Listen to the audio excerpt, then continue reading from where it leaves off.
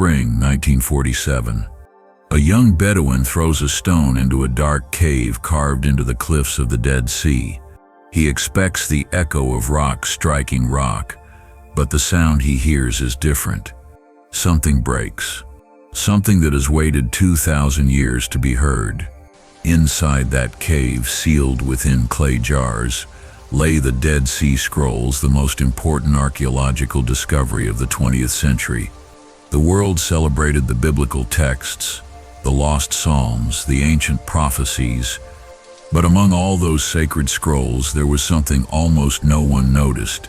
Documents that didn't speak of angels or cosmic battles. They spoke about how to eat. The scrolls of Qumran preserved a complete code of life, and at the heart of that code, just as sacred as their mystical prayers, was the exact way a community known as the Essenes treated their bodies as living temples. These were not simple dietary rules. They were spiritual science encoded in daily acts. Each bite was a prayer. Each fast, a doorway. Each glass of water, a ritual of cellular purification.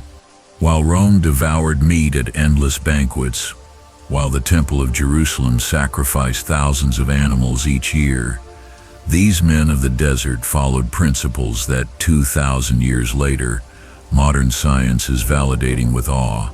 Autophagy, intermittent fasting, the gut microbiome, mindful eating, everything the laboratories of the 21st century are just beginning to discover, the Essenes practiced as sacred ritual.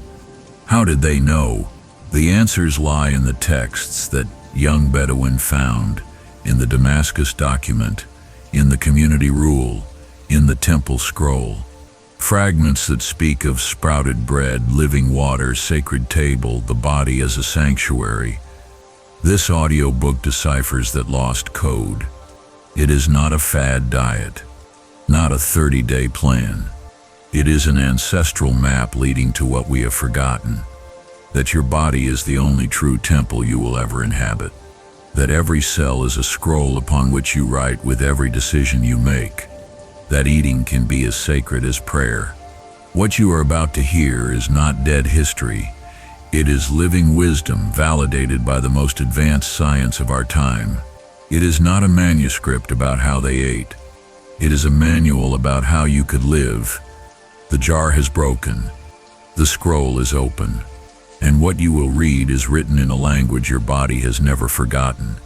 The language of purity, awareness, and transformation. Let the revelation begin. Chapter 1. The Guardians of the Desert. In the silence of the desert, where the sun scorches and the wind erases every footprint, a group of men discovered that true purification does not come from sacrificial fire, but from conscious fasting in cold water at dawn. Year 70 AD. Roman legions burned the Temple of Jerusalem. The smoke of 1,000 sacrifices rises to the heavens for the last time. As the city burns, a group of men dressed in white linen walk silently toward the caves of the Dead Sea. They carry no gold, no weapons, only clay jars, scrolls, and seeds. They are about to hide something more valuable than any treasure, a complete code of life. These men were the Essenes. The historian Flavius Josephus, a direct witness of those days, wrote about them with astonishment. He described them as 4,000 men who lived apart from the world, following impossible rules. Philo of Alexandria called them athletes of virtue. Pliny the Elder referred to them as an eternal race where no one is born. Yet none truly understood what they were doing in that desert. The Essenes were not medieval monks, nor fearful ascetics. They were scientists of the spirit, ancient biohackers, men who discovered that the human body is a laboratory where every substance, every hour of fasting, every immersion in cold water alters the chemistry of consciousness. They lived in Qumran, on the shores of the Dead Sea, the lowest point on earth, a place where the heat is unbearable, where almost nothing grows. And they chose that brutal desert for a reason. Far from the temptations of Jerusalem, they could create a living experiment. Their day began before sunrise, as described in the Damascus document found in the caves. They rose in darkness and walked barefoot to the ritual baths carved into the rock. These were not warm baths. They were pools of icy water. They immersed themselves completely. The thermal shock shook every cell of their being. 2,000 years later, scientist Wim Hof proved that cold exposure activates brown fat, reduces inflammation, and stimulates the vagus nerve. A 2021 Nature study confirmed that cold water modulates the immune response and increases norepinephrine, the neurotransmitter of mental focus. The Essenes knew nothing of neurotransmitters, but they knew that after that immersion, their minds became crystal clear. After the bath came silence. They would not speak until the sun touched the horizon. They prayed standing, facing east, as if trying to catch the first light. And only then would they begin their first activity, working the land. According to the community rule, all of them worked with their hands before eating. They cultivated gardens, cared for palm trees, prepared bread, all while fasting. This was no coincidence. The Essenes understood something that science is rediscovering today. Movement while fasting optimizes metabolism and activates autophagy, the process of cellular cleaning that won the 2016 Nobel Prize in Medicine.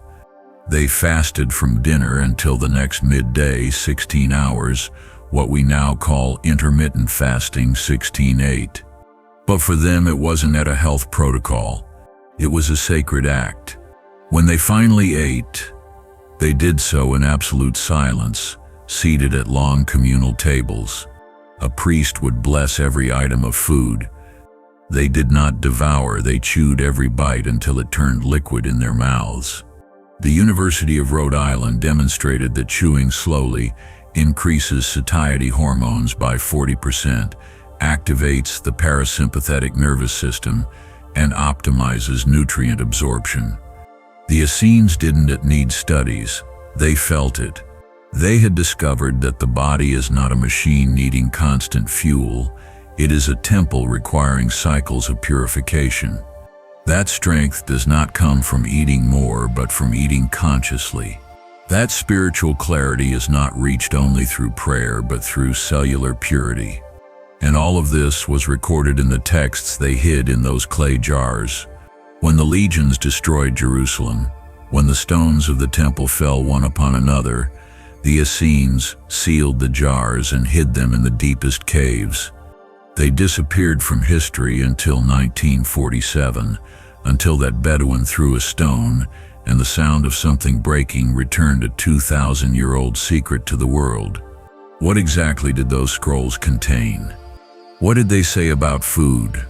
Why would a religious text dedicate more space to describing what to eat than how to pray? Because for the Essenes, both were exactly the same thing. Chapter 2. The Bread of Life. There exists a kind of bread that no one makes anymore. A bread without yeast, without fermentation, a bread made from grain that must first die and then be reborn. The Essenes called it lechem hachayim, the bread of life.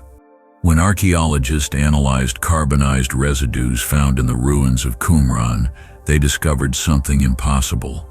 That bread contained active enzymes that exist only in sprouted grains, grains that were alive up until the moment they were baked. Why take the trouble to sprout every kernel before turning it into bread? The answer rewrites everything you think you know about carbohydrates. In 1955, during the Qumran excavations led by archaeologist Roland DeVoe, the team discovered wide, flat ovens in the communal refectory.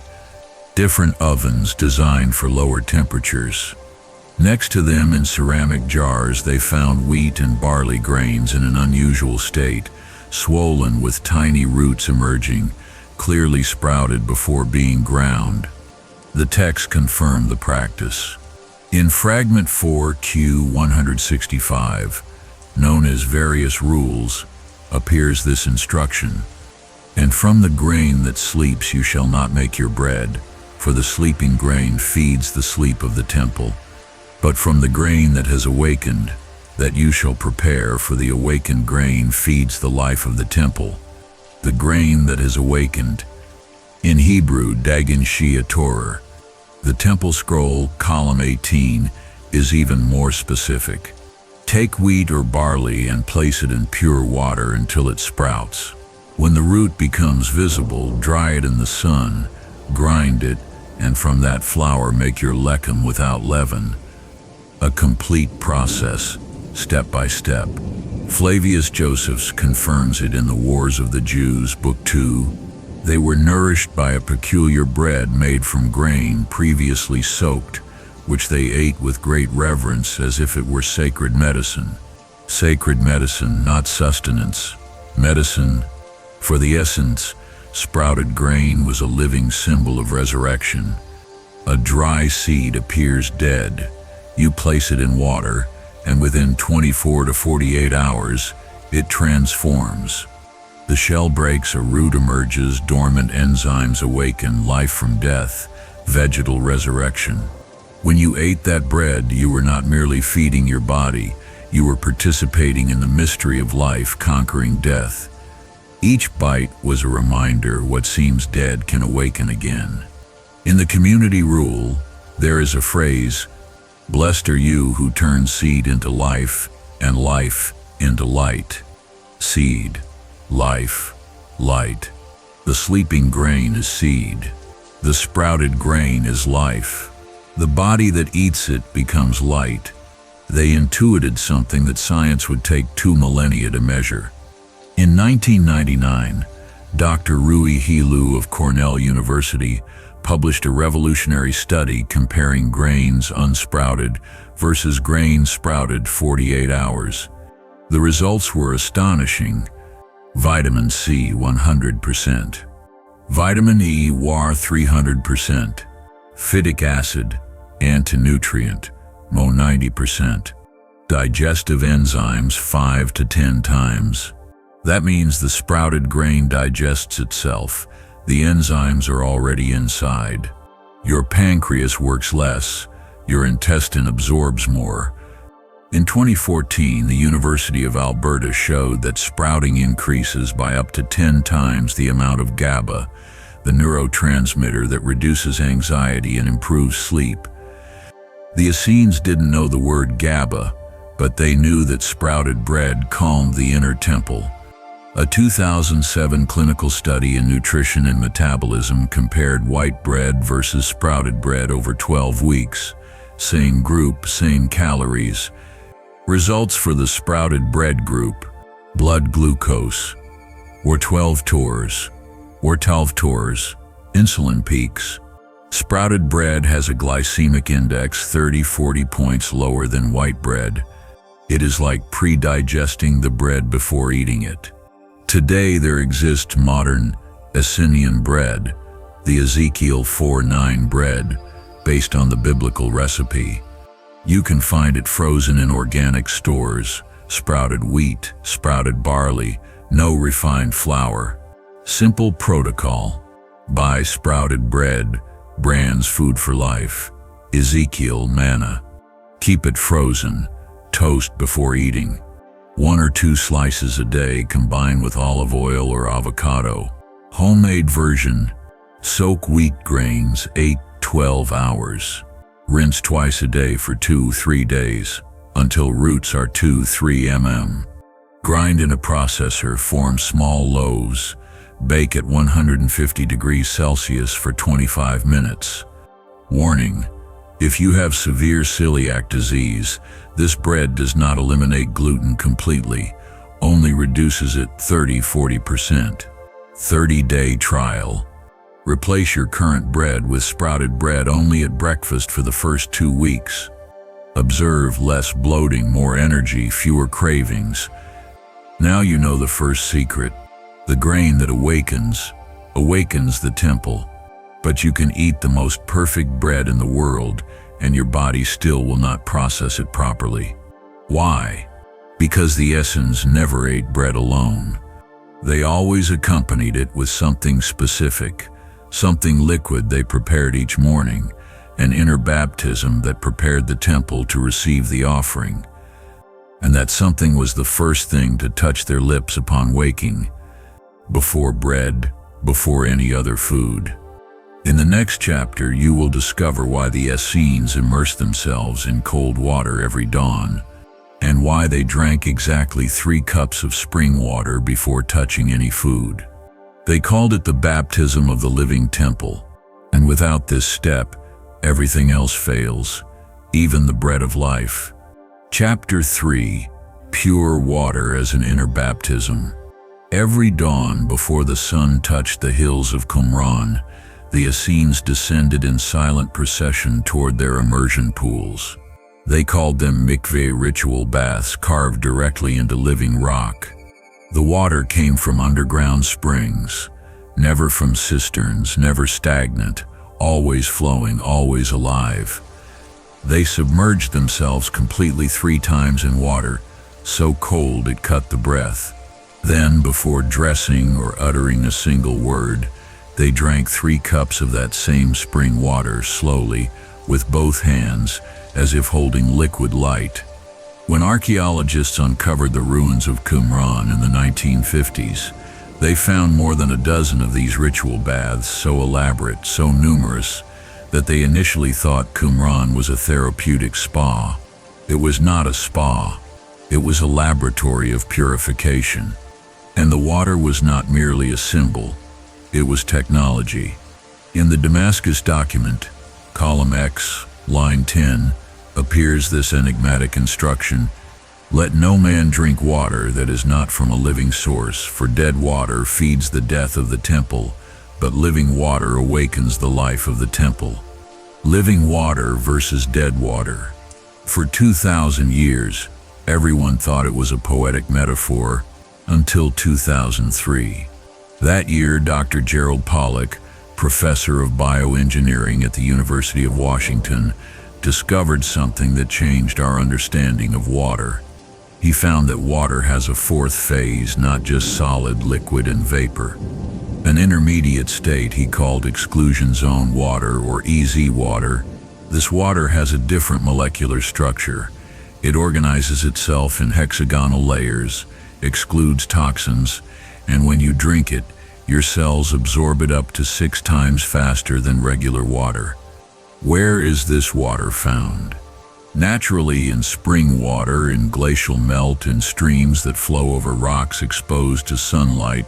In other words, in living water. The Essenes didn't know about hexagonal Hase structures or bioavailable hydrogen. They didn't set measure zeta potential, but they knew how to distinguish between water that heals and water that merely hydrates. The community rule dedicates an entire paragraph to describing how water should be obtained. From the source that springs from the rock, from the stream that runs toward the sea, from that water you shall drink, not from the well dug by hands, not from the pond where the water sleeps, not from the vessel closed 3 days. Technical specifications disguised as religious ritual. And there were more rules about when to drink.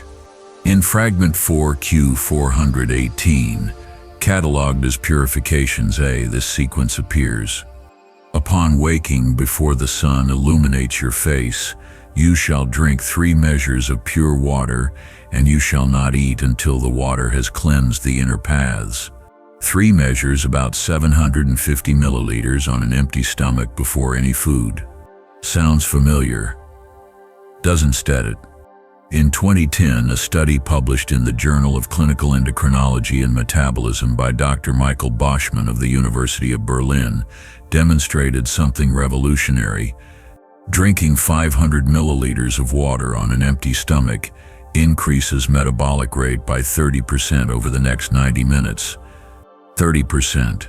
The mechanism is fascinating. Cold water forces the body to heat it to body temperature. That process requires energy, activates the sympathetic nervous system, burns calories, and wakes up the metabolism. The Essenes called it lighting the inner fire with water. Science calls it water-induced thermogenesis. But the deepest effect of morning water isn't metabolic, it's lymphatic. Your lymphatic system is your body's drainage network. It collects toxins, dead cells, metabolic waste. But unlike the circulatory system, it has no pump. It depends on movement, breathing, and hydration. During the night while you sleep, your body repairs, regenerates, cleans. Toxins accumulate in the lymphatic system waiting to be flushed out. Morning water is the flush. It activates drainage. A 2018 scientific report study showed that morning hydration increases lymph flow by 45% during the first 2 hours of the day. It is the window of cleansing. The Essenes knew nothing of lymphatics. The system wasn't even discovered until Gasparicelli in 1622. But they knew that morning water cleansed the inner paths. And under no circumstance did they drink water during meals. In the Temple Scroll, column 12, line 8, appears this prohibition: "You shall not drink while you chew, for water extinguishes the digestive fire and confuses the transformation of food."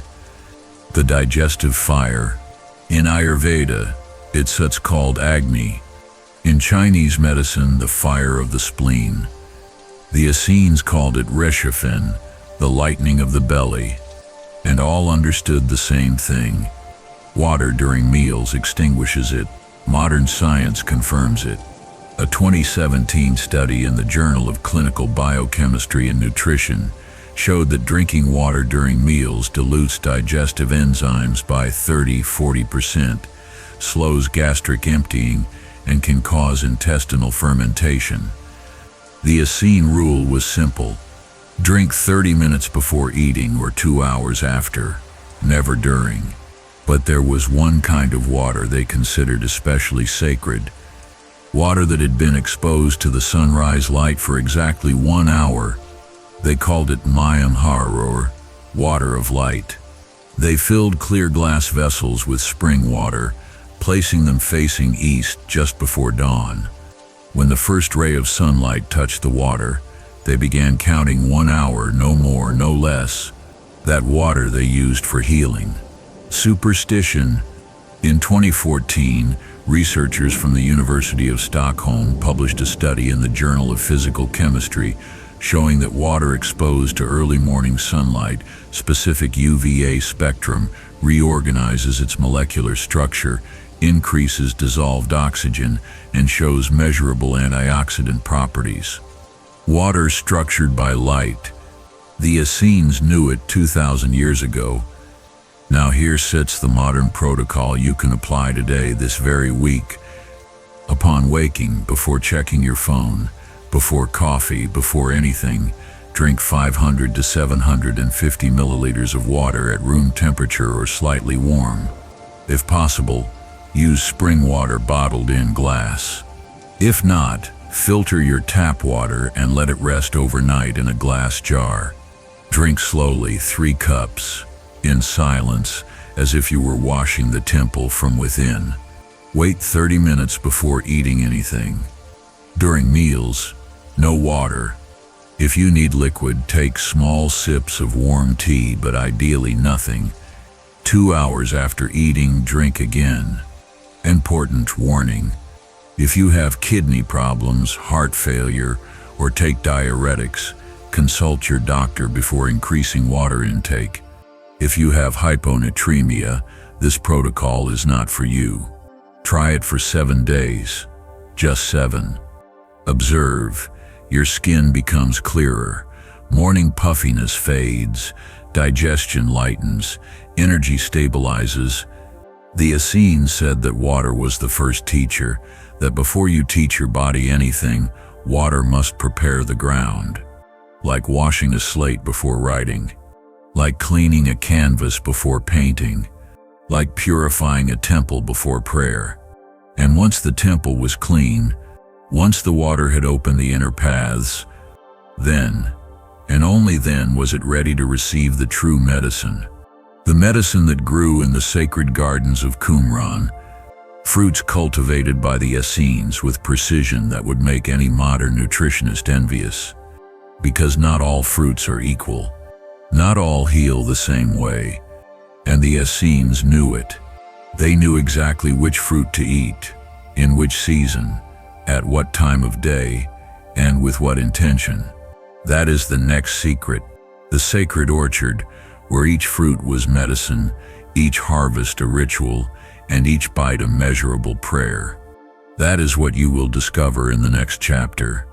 The fruits of the sacred orchard, and why modern science is rediscovering what the Essenes already knew, that certain specific fruits eaten in a certain way can literally reprogram your cellular biology. But first, the water. Always first the water. Chapter 4. Fruits of the Sacred Orchard. The Essenes cultivated their gardens as if they were temples. Each fruit tree was planted according to an astronomical calendar, aligned with the phases of the moon and the movement of Venus. Each seed was blessed before being placed into the earth, and each harvest was celebrated with song and silence. They called their orchards Gan Hasad, the secret garden. They believed that fruit was not simply food but condensed sunlight. In their writings, they referred to it as the blood of the light because they said the fruit is light that has learned to become sweet. For them, eating fruit was a sacred act, a way to bring solar energy directly into the human temple without the need for killing or fire. They saw in fruit the perfect balance between the four elements, earth, water, air, and fire, transformed by the fifth, light. In the temple scroll, fragment 11Q19, column ZS, they wrote, "Eat first the fruit of the tree, for it bears the fire of the sun and the breath of the wind.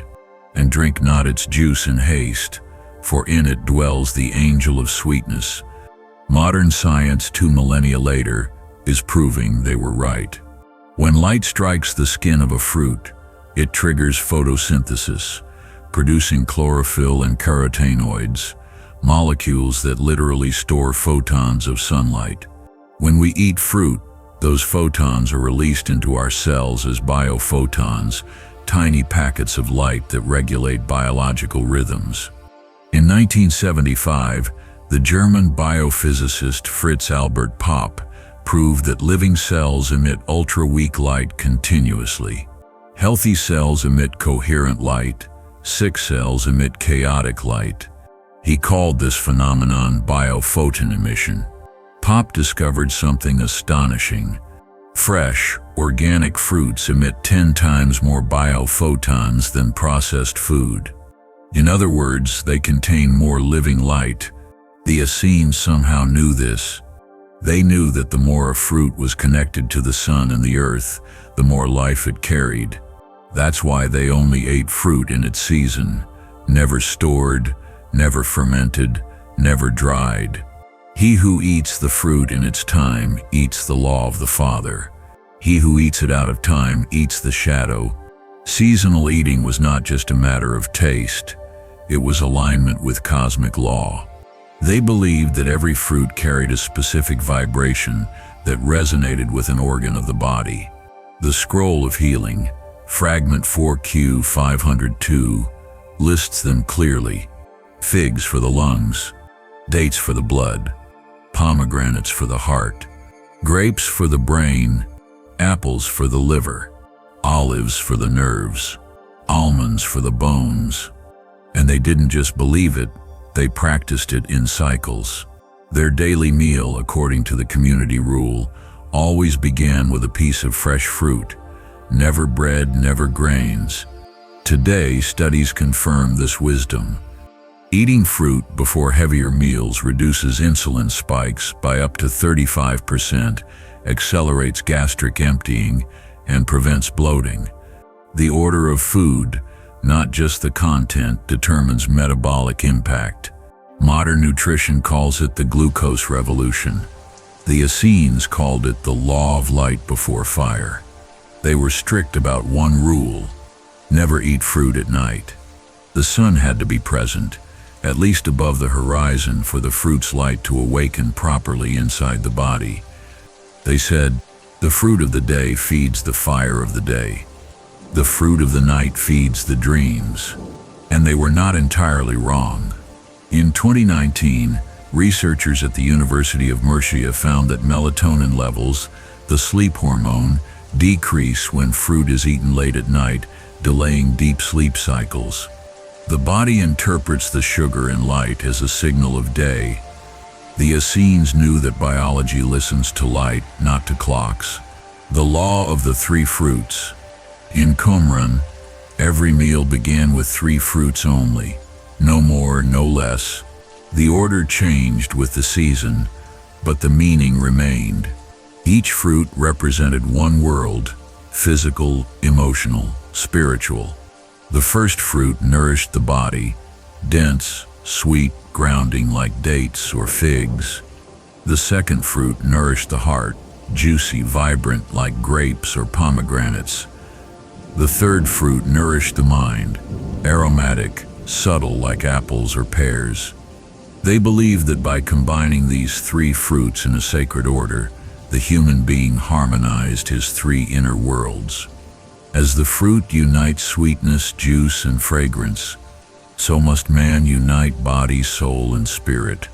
Modern nutrition has shown that combining different types of fruits balances glucose absorption, providing both fast and slow-release sugars, exactly as the Essenes practiced. For instance, dates plus apples plus grapes equals stable energy without crash. The healing orchard. The gardens of Qumran were planted not only for sustenance but for medicine. Their orchards were carefully divided into zones, each dedicated to healing a different organ. In the Manual of Discipline, a fragment mentions the phrase, "Let each tree be as a physician." They made fruit poultices for wounds, olive oil elixirs for nerve pain, and grape infusions for cleansing the blood. Their medical knowledge was so advanced that Pliny the Elder wrote in Natural History, "Among them disease is rare, for they live as if every fruit were a remedy and every breath a prayer." Even their method of harvesting followed a ritual pattern. They never pulled fruit from a tree. They waited for it to release naturally. They believed that when the fruit fell by itself, it had completed its cycle of light. They said, "He who tears the fruit steals its light. He who receives it gives thanks to the law." The modern practice. To live like the Essenes today doesn't mean becoming a hermit in the desert. It means recovering the sacred relationship with food, beginning with fruit. Try this for 7 days. Morning ritual. Upon waking, drink 750 milliliters of water as you learned. Wait 30 minutes. Then, choose 3 fruits, 1 dense banana date, 1 juicy orange grape, 1 aromatic apple pear. Eat them in silence, slowly, feeling the sweetness awaken your body. For these 7 days, avoid sugar, pastries, and juices, only whole fruits. You'll notice that your palate changes. Artificial sweetness becomes heavy. Natural sweetness feels alive. And if you want to go deeper, once a week, do a fruit-only day. It's a gentle detox that restores the microbiome and balances the nervous system. In 2020, researchers from the University of Helsinki found that 24 hours on fruit-only meals increases serotonin precursors in the gut by 35%, improving mood and focus. The Essenes would have said simply, "The sweetness of the fruit sweetens the heart." They lived by a code where every act of nourishment was an act of reverence. They believed that to eat unconsciously was a form of sacrilege, because food was not only matter, it was light condensed in form. And the way you receive that light determines whether it heals you or burdens you. They ate fruit to remember the sun. They drank water to remember the source. They breathed in silence to remember the spirit. And together, these 3 acts, water, fruit, breath, formed the first covenant of the temple. But that was only the beginning. Beyond the orchard, the Essenes practiced a deeper transformation, one not only of diet but of breath itself. They discovered that the act of breathing could be used to control emotion, to heal the body, and to access higher states of consciousness. They recorded precise patterns of inhalation, retention, and exhalation, long before pranayama, long before modern breathwork. In their language, it was called Ruach HaShayim, the breath of life. That is the next revelation. Chapter 5. The breath of life. The Essenes believed that breath was the true bridge between heaven and earth. Food nourished the body, water cleansed the temple, but breath awakened the soul. They called it Ruach HaShayim, the breath of life. And they taught that every emotion, every thought, and every illness began with the way one breathed. They said, "He who breathes with fear feeds his shadow. He who breathes with love feeds his light." Modern science is only now rediscovering what the Essenes already practiced 2,000 years ago, that breathing is not merely automatic, but a precise instrument of transformation. The science of sacred breath. In the scroll of the temple, column 13, line 7, there appears a simple but powerful instruction. Breathe before you eat, breathe before you speak, breathe before you act. At first glance, it seems trivial, but hidden in that phrase lies an entire physiological truth. When you breathe consciously before eating, you activate the parasympathetic nervous system, the rest and digest mode. You literally tell your body, you are safe, you can absorb. When you breathe before speaking, you align thought with emotion, coherence between mind and heart. And when you breathe before acting, you prevent reaction, transforming impulse into awareness. This is the science of the breath, not mystical metaphor, but biology. In 2017, researchers at Stanford University discovered a small cluster of neurons in the brainstem, the pre-Butzinger complex, that directly links breathing rhythm with emotional state. By changing the pattern of your breath, you change the activity of the amygdala, the center of fear and anxiety. Exactly as the Essenes taught, control the breath, control the mind. The 3 breaths of purification. The Essenes practiced 3 main types of breathing. Each had a precise purpose: physical, emotional, and spiritual cleansing. The breath of earth for the body. Inhale through the nose for 4 seconds. Hold for 4 seconds. Exhale through the mouth for 6 seconds. Rest for 2 seconds before the next inhale. This pattern, slow and grounding, stabilizes heart rhythm and oxygenates the blood. They practiced it before meals, after manual work, or when anxiety arose. Today we know it is coherent breathing, proven to balance the vagus nerve and increase HRV, heart rate variability. The breath of water, for emotion. Inhale deeply through the nose for 6 seconds. Exhale gently through the nose for 6 seconds, without pause. Continue in a smooth rhythm for 7 minutes. This breathing induces alpha brain waves associated with calm and empathy. The Essenes used it during community rituals or reconciliation moments. In neuroscience, this pattern corresponds to resonant frequency breathing, improving mood and reducing cortisol levels. The breath of fire for spirit. Short, rapid breaths through the nose, 2 per second. Continue for 40 seconds. Then inhale deeply and hold for 20 seconds, focusing on the light behind the forehead. They use this breath before meditation or healing rituals.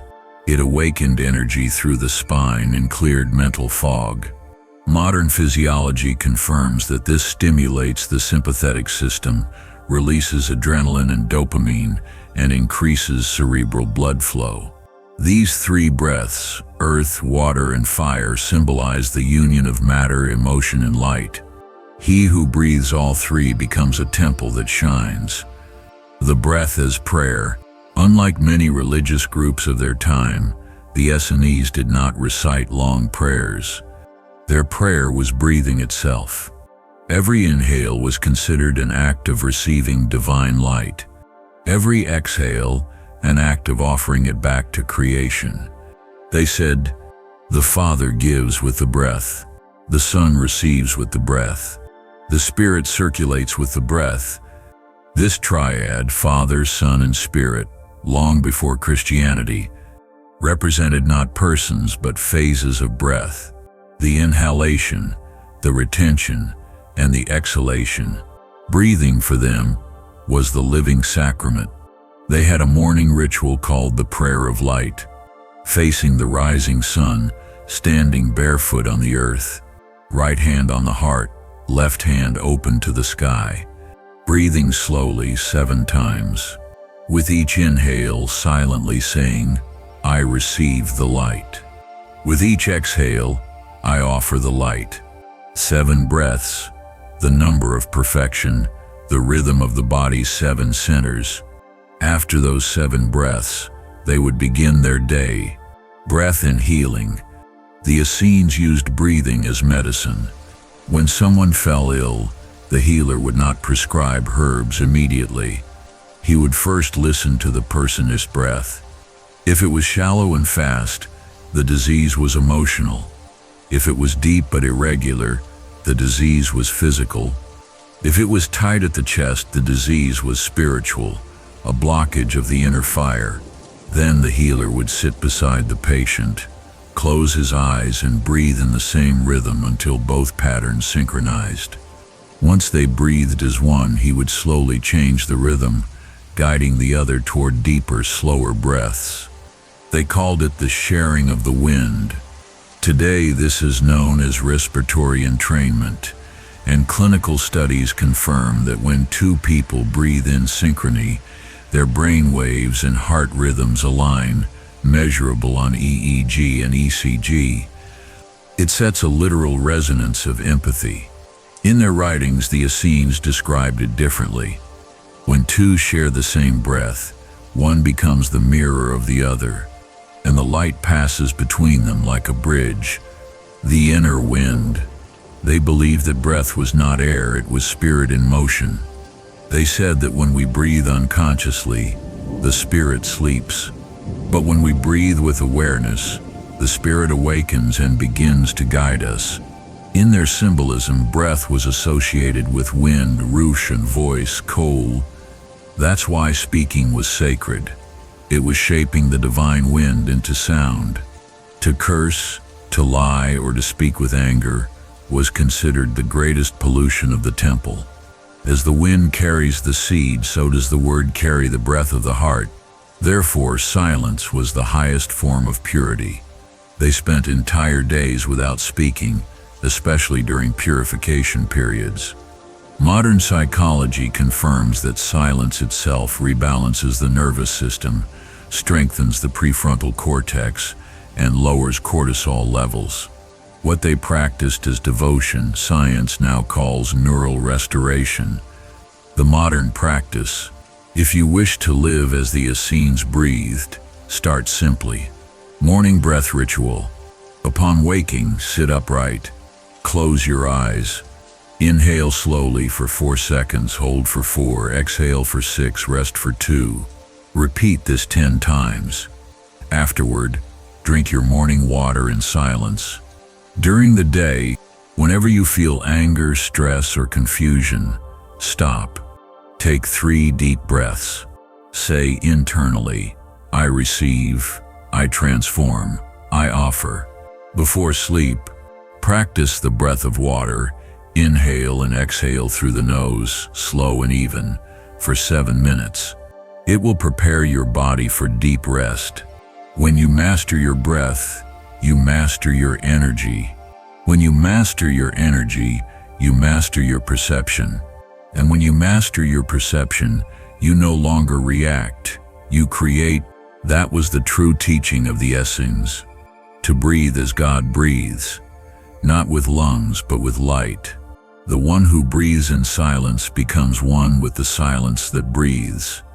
And thus they turn the simplest act of existence, breathing, into the greatest of all sciences, the science of the spirit in motion. At this point in their daily practice, the Essenes were ready for the fourth element, light itself. They purified the body with food, the temple with water, the heart with breath. The next step was to purify the mind, to learn how to see and absorb the invisible light that surrounds all things. The next chapter reveals the greatest mystery of all, the mystery of light. Chapter 6. The mystery of light. The Essenes taught that light is the first creation, the origin of all visible and invisible things. Before matter, before even time, there was light, not the light the eyes can see, but the light that the soul remembers. They said, the light of the world is the garment of the Father, and every living being is a thread within it. That phrase, preserved in the hymn scroll, contains the very core of their doctrine. Everything that exists is woven from light. Stones, plants, animals, and humans differ only by the density of that light. Light is living substance. For the Essenes, light was not a spiritual metaphor, it was a conscious substance, an invisible fluid flowing through the universe like blood through a body. They called it Or Hachayim, the light of life. They believed that every being receives a portion of this light at birth and spends their entire life learning to preserve it, purify it, and make it grow. The Damascus document says, "Man is a lamp lit by the Father, and if he does not watch, the winds of the world extinguish his flame." Their entire discipline, water, fasting, breath, silence, had one single purpose: to make the light stable within the temple. They said, "He who keeps his light keeps his life. He who loses it becomes dust." The three forms of light. According to their writings, there were three forms of light. Heavenly light, the source of all creation. Corporeal light, that which animates the flesh.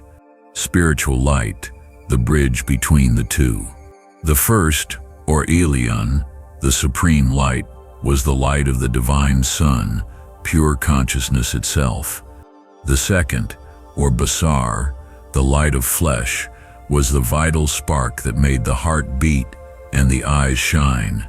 The third, or Ruach, the light of breath, was the mediator. It allowed heavenly light to enter the body and the body to radiate it outward into the world. They represented these three lights as a triangle. At the top, the Son of the Father. At the bottom left, the fire of the temple. At the bottom right, the living breath. At the center of the triangle stood the righteous man, the one who had balanced all three. That was their ideal, a human being transparent to the light, where the body becomes a temple, the breath becomes prayer, and the mind becomes pure flame. Light and matter. The Essenes never separated light from matter. They said, "What you call matter is sleeping light." Today, modern physics has proven this. Einstein revealed that all matter is condensed energy, and that light, slowed down, becomes matter. The Essenes understood this intuitively. For them, the visible world was simply slowed down divine light. In their meditations, they sought to awaken the sleeping light within themselves and in all things. They closed their eyes, breathed deeply, and imagined the light awakening in every cell. Gradually, they said, the body would become translucent to that inner light, and the man could see without his eyes. The hymn scroll, column 13, reads, "When the inner light opens, to the outer darkness vanishes of itself." That was their deepest secret. Do not fight darkness. Increase the light. Light and memory.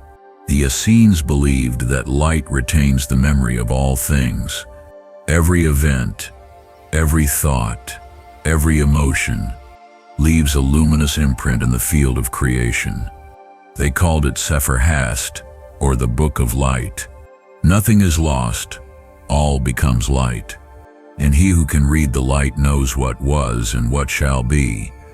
Some masters claimed they could see these imprints, not as visions of ghosts, but as reflections in water or polished crystals. They used bowls of clear water or mirrors of obsidian to contemplate the traces of light left by the world. They were not seeing spirits, they were perceiving the memories of light. Modern science calls this the quantum information field, or the Akashic field, the universal record of all energetic interactions. What the Essenes perceived mystically, physics is now describing mathematically, light and healing. For them, illness was a shadow within the light. When light no longer flowed freely, the body fell into disharmony. Thus the cure was to restore the luminous current. They healed through prayer, breath, water, sunlight, and the laying on of hands. Each healer, called Son of Light, had to purify himself before touching another. He would say, "It is not I who heal. It is the light that passes through me." They didn't fight disease. They awakened the light that slept within it. And often the mere touch of their hands would calm pain or fever. The hymn scroll says, "The righteous one touches, and the flesh remembers its light."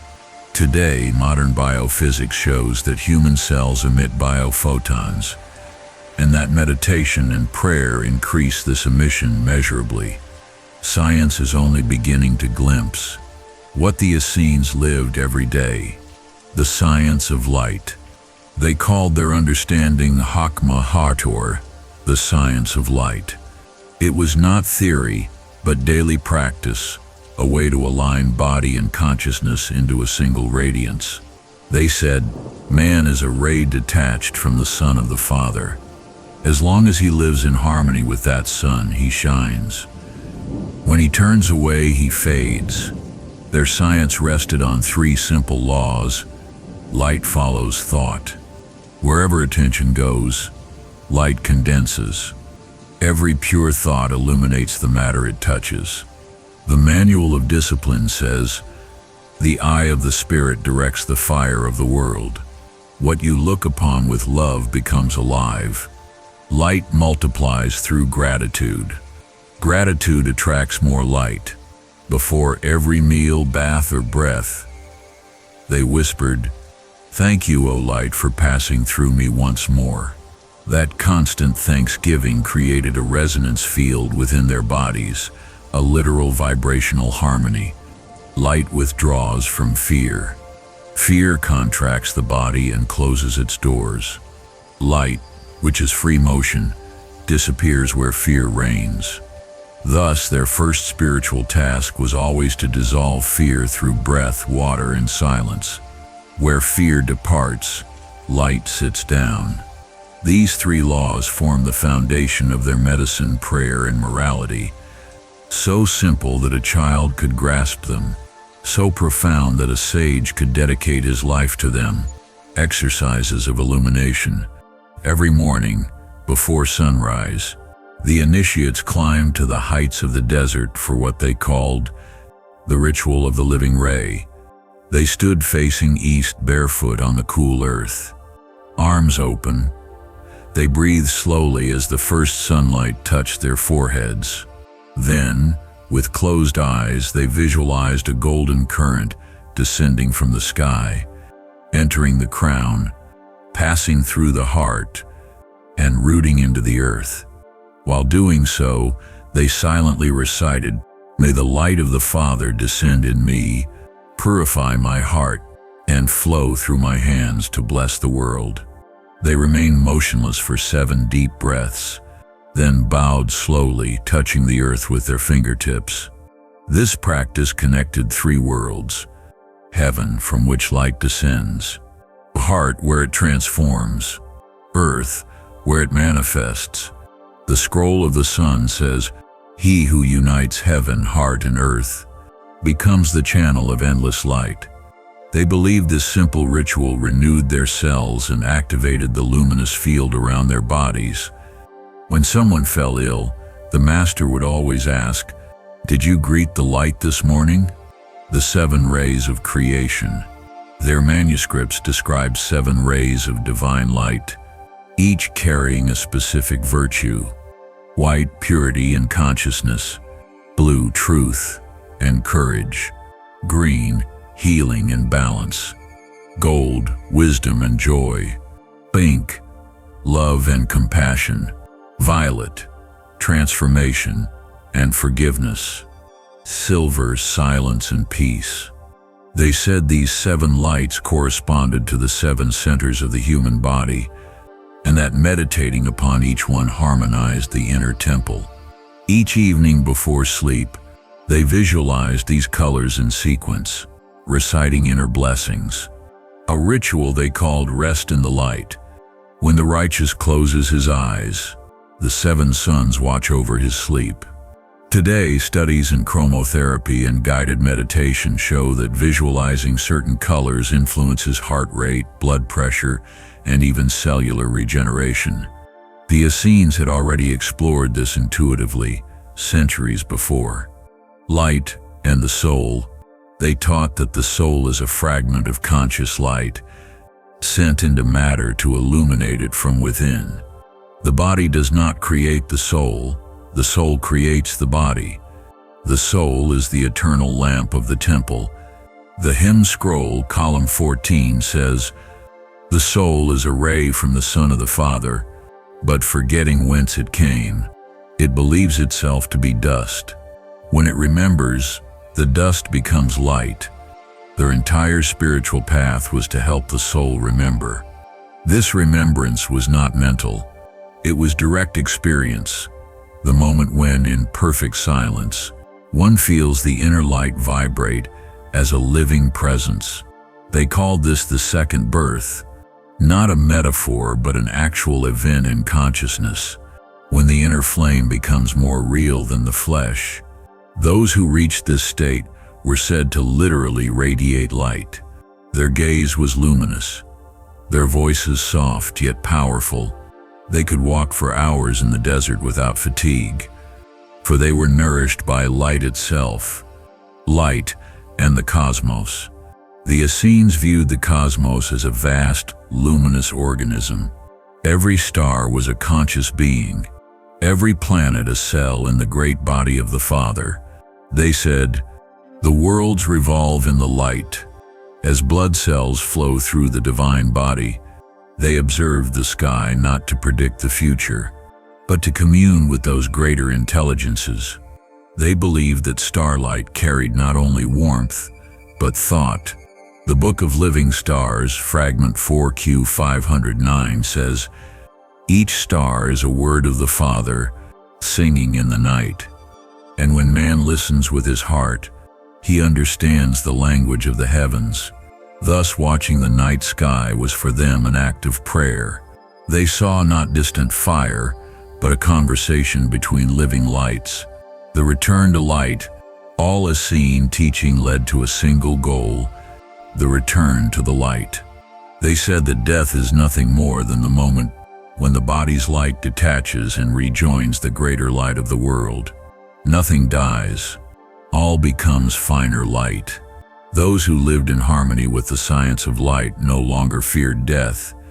They prepared for it as one prepares for birth, in peace, with slow breath and gratitude for the light they had served. Their final prayer was always the same: "I am a ray returning to its sun. May my light rejoin the light." And so they departed, without cries, without fear, as a small flame rising toward the great fire. The mystery of light was their supreme revelation, the realization that everything is light condensed into form, and that to live consciously is to allow that light to shine freely once again. In the next chapter, you will see how they faced death itself, not as an end, but as the resurrection of the temple within the eternal light. Chapter 7. Death and the Resurrection of the Temple. The Essenes did not fear death, For them it was neither an end nor a punishment, but a transition from the visible temple to the invisible one. They said, "He who has built light within himself does not die. He changes dwelling." To them, death was simply the passage of the inner flame from one chamber of the universe to another, the art of dying while alive. Their entire life was preparation for that moment. They called it the art of dying while alive. Each fast, each silence, each prayer was a rehearsal of that final passage. They said, "To die is to learn to withdraw without fear from what is not eternal." When a brother felt his end approaching, he was led out of the community to a small cave facing east. 2 companions stayed with him in silence without tears. They lit a pure oil lamp and placed it by his head, symbol of the inner fire that was about to return to the Father. The Damascus document, column 15, describes the ritual. When the lamp is extinguished here below, it is lit in the world above. Let no one weep for him who departs, for he walks now in the light he has served.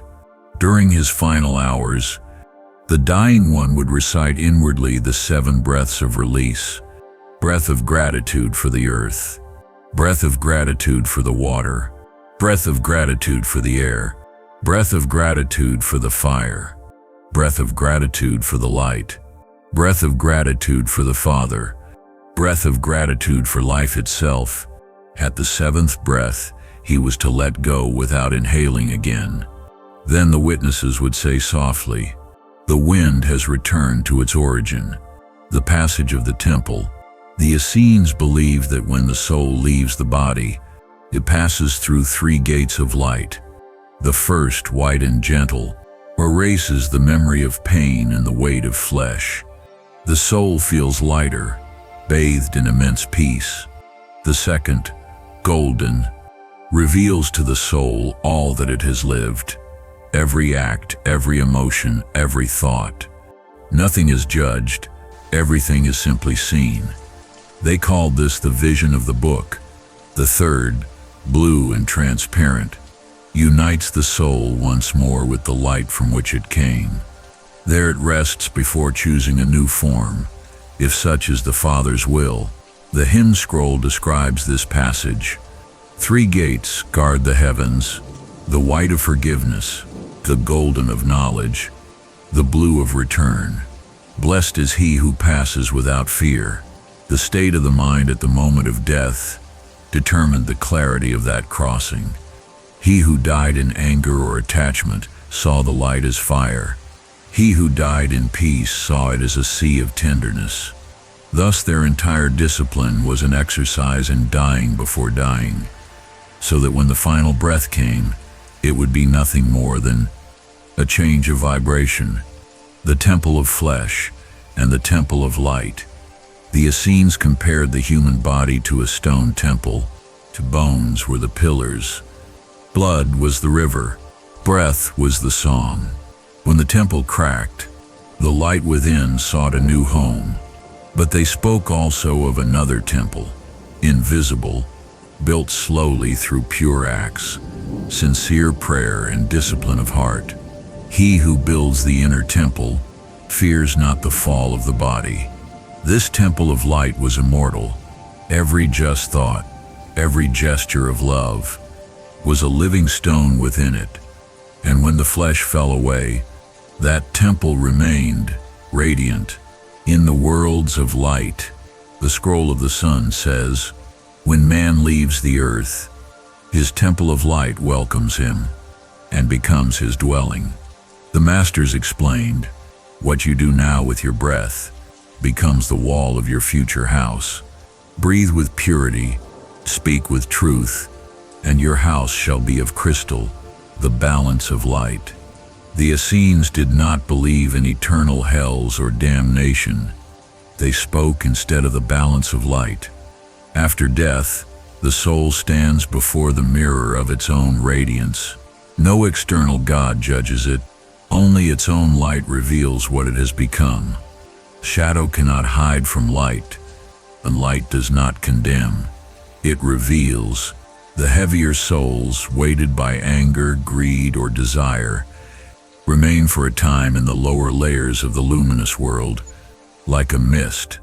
There, they learn to release their burdens before rising. The lighter souls, those who lived in truth, ascend directly to the gardens of the sun. A fragment of the Book of Hanan Sit's Secrets 4Q 334 says, "Those who have turned their blood into light shall walk on rivers of gold and rest in the breath of the Father." The resurrection of the temple. For the Essenes, death was never an end. It was the resurrection of the temple in light. They said, "The temple does not rise again in stone, but in radiance." Resurrection to them was not a miracle reserved for one man, but a universal law. Every form that dissolves becomes light again and reappears elsewhere as new creation. What the fire consumes here is reborn elsewhere as another flame. Thus life and death formed one continuous breath. Matter inhaled became light. Light exhaled became matter again. The hymn scroll affirms, when flesh returns to dust, breath returns to light, and light returns to the Father.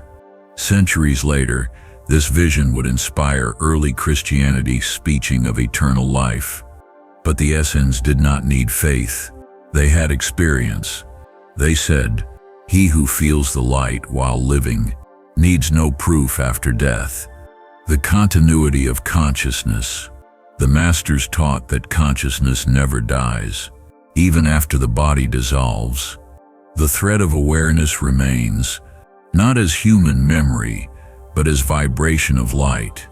That vibration attracts the soul to whatever resonates with it. Reincarnation for them was not punishment, but realignment. The ray returns where it can shine most brightly. The Father sends each ray where it may best reveal His light. They had no fixed number of lives, for time itself was just another garment of light. Where there is no shadow, there is no time. Some initiates remembered fragments of other lives, not as clear images, but as waves of recognition, faces, places, voices that felt already known. They called it the memory of the breath. You are not what you were, but the light that passed through what you were.